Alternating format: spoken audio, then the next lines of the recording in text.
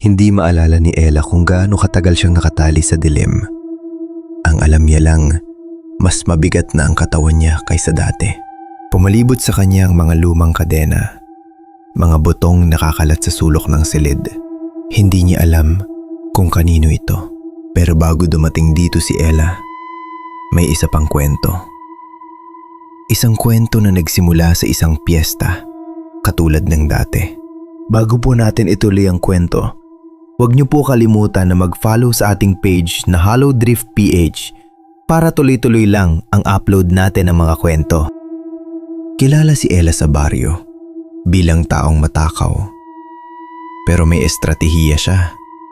Hindi siya nagpapakabusog sa isang bahay lang. Kakain siya ng kaunti.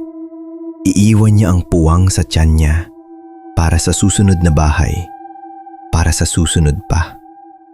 Hanggang sa nakarating siya sa dulo ng baryo, sa isang malaking bahay na matagal na nakatayo. Iniiwasan ng mga tao.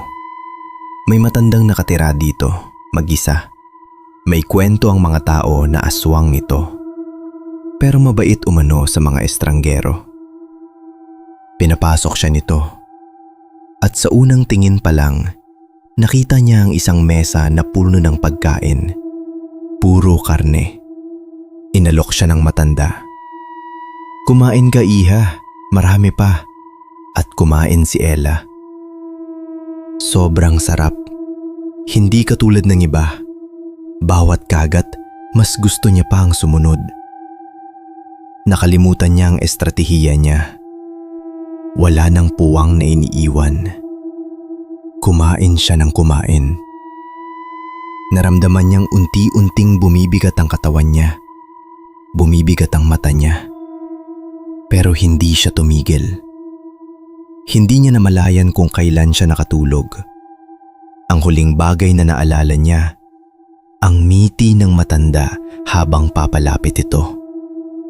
At ngayon, narito siya. Nagising siya, mas mabigat ang katawan.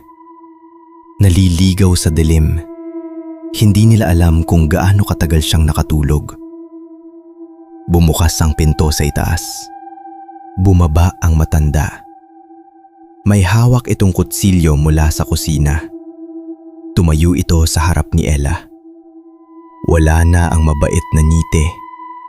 Tahimik lang itong tumitig. Parang naghihintay ng tamang sandali. At doon, nagsimulang magbago ang mukha nito. Unti-unting humaba ang panga. Lumiyab ang mga mata ng kulay dilaw. Hindi na ito tao. Mataas, baluktot, mahabang kuko. Ang lumang lola na nagpakain sa kanya ng sobra-sobra.